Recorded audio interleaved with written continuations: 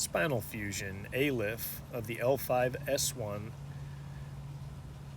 which is an anterior lumbar interbody fusion with posterior instrumentation. This is a recovery. Hey everybody, today is Monday, July 24th. We are at week 16, ends today.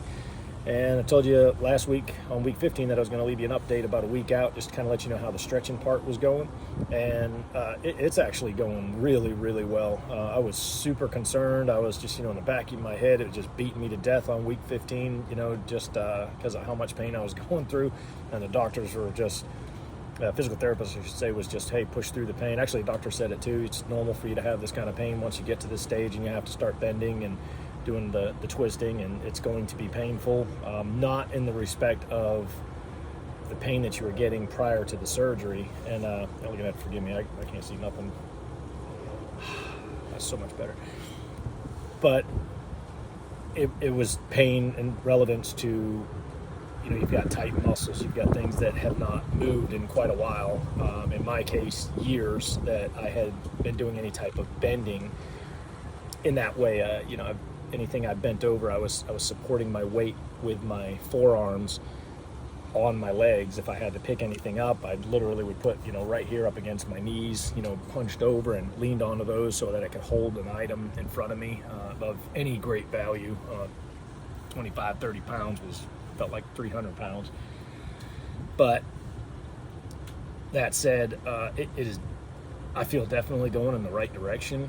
I feel what they told me is that, hey, it's going to be painful at first, but it'll go away. After like 4 or 5 days of that, I had that one day of just like ease up, and I was like, wow, just totally different from the one day to the next. So I was like, well, let's see how this goes. And week out, I should say, I think I left this at week 15, but prior video. So this is week 16, ends today. And it has definitely been a big deal for me, being able to bend. And it takes a minute to really just kind of relax your core from being, how do I say this? Not so much that you relax your core to the point where you're just like jello leaning over and letting your back muscles do all the work. But, I was so tensed up all the time. I was just tense, and I'd lean over and I was like a board, and I would, like I said, support my arms or my upper body with my arms on my legs down by my knees if I had to bend, or I'd prop a hand against my leg so I could bend over to grab something, if I could even bend that far. And if I lifted anything, it was just a squat down and stay straight and lift up with your legs. And even then, it couldn't do a lot of weight anymore. But now, it seems like it's definitely getting better. I haven't increased any weights. They haven't told me to. In fact, they don't want me doing any deadlifts whatsoever. From hunched over, deadlifting anything, they don't want that at all. And I want this fusion to go right, so I'm not going to mess that up. As a lot of people are still dealing with this 12 and 18 months down the road, where they're not even where I am right now, and which is very discouraging if you're watching those videos. I believe every case is different, but I don't believe everything out here has got to be negative. And I have some friends that have had some failed surgeries on this, and my heart goes out to them, because it's a miserable life being in nonstop chronic pain, and the limitations that come with it, the restrictions that come with it.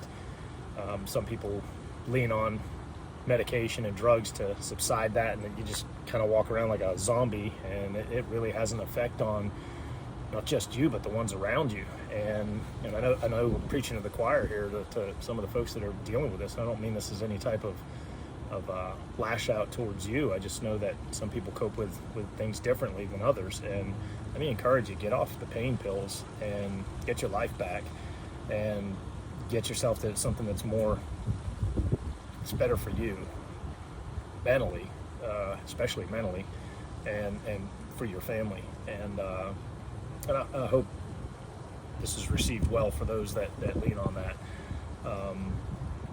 I'm just not a pain pill type person, and I absolutely believe 100%. And you know what? It's not even my belief. I'm proof of it.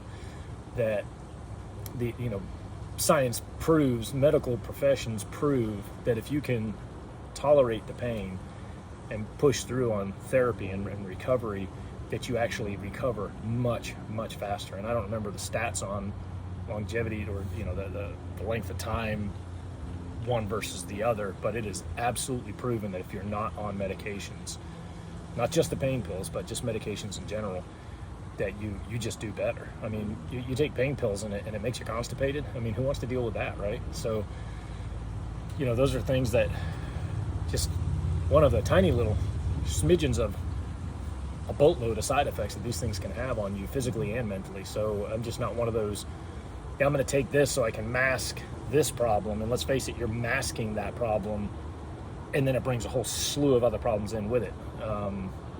You know, let me just encourage you, you know, you just mind over matter. It's amazing what your body can physically do if you just push yourself to do it. And the pain sucks. There's no doubt. And look, I've been there. I know what it's like. I'm not just somebody that didn't deal with pain and just went through an easy surgery and just was like, oh, this is no big deal. You know, this was a big deal. It was a big deal on the pain factor. You can ask my family. You know, they can attest that this had a lot of limitations on me. And you do, when you get downright just pain, constant pain, you get angry. You have a short fuse. You know, the simplest things just can really set you off.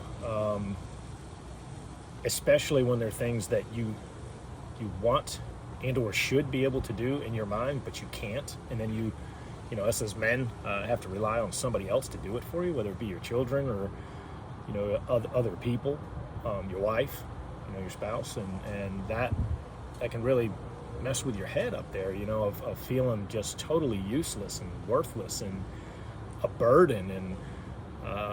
And let's be honest, some of us have some responsibility in becoming a burden because we just lay there and we don't fight this. And it's a long fight. It's a tough fight, but it's one worth fighting. Nobody's family is worth sacrificing so that you can just lay around because you just don't know how to deal with it any other way. Let me encourage you, get up, move around. You know, I've said this so many times in these videos, is sitting and living a sedentary life does not help you progress at all. In fact, it actually is regression. It makes things worse for you. It makes you a bigger burden on not just yourself, but on your family. And you don't have to live that way. You know, that's not a life that you want to live. And a lot of people don't have the intention of that. They just give up. Don't give up. Don't give up. Get out there. Do something. You know, and move forward. Find the right doctor. Do your research. Do your homework. Get multiple opinions. And get multiple opinions on who should be doing your surgeries. You know, check their references. Make sure that these are viable people. Make sure they don't have malpractice claims against them for, you know, taking out the wrong vertebrae or wrong disc, things like that. And I've experienced that, not me having it done, but a doctor that was referred to me that had a bunch of malpractice suits. I don't even know how this guy's still studying practice. And I say study because he's not a professional. He's still studying it. He hadn't figured it out yet, clearly, when you're taking the wrong stuff out. And multiple ones. I don't know how this guy has a license, but he was referred to me by a very well-renowned and highly reputable and highly recommended doctor that was originally going to do my surgery. So do your homework. When I got that, I'll be honest with you, it didn't just turn me off for the doctor he referred, but it turned me off for the one that came highly recommended. And, you know, by the oddly enough, take a horrible situation and turn it into good. You know, I had that industrial accident, broke my hip, and wound up with surgery. And that doctor's the one that did my surgery, and well, thank God I found him, because I believe that's the difference of where I'm at today compared to where I probably could be. So let this be an encouragement to you. Push forward. It gets better.